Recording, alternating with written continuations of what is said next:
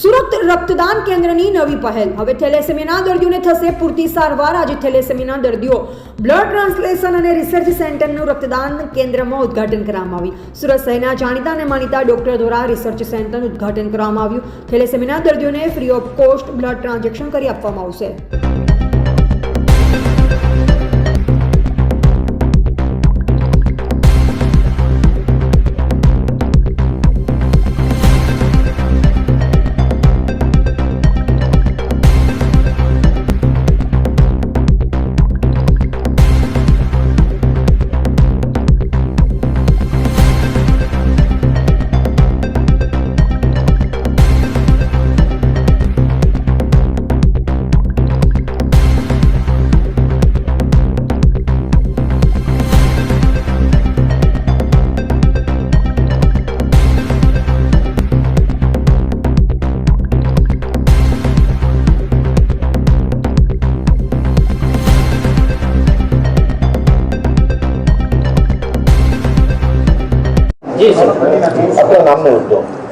હું ડૉક્ટર પ્રદીપ પેઠે સુરત રક્તદાન કેન્દ્ર અને રિસર્ચ સેન્ટરનું પ્રેસિડેન્ટ છું હાલમાં.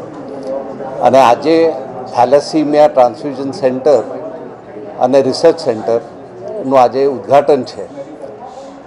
આ નિમિત્તે આપ સૌને આવકારવાનો આનંદ અનુભવું છું. આજે શ્રીમતી સુવર્ણા મહેશ દેસાઈ અને ડૉક્ટર મહેશ કે દેસાઈ એમના ખૂબ જ સહકારથી અમને આ લાભ મળ્યો છે. ઘણા સમયથી અમને ઈચ્છા હતી કે અમે થેલેસીમિયા માટે કંઈક કરી શકીએ.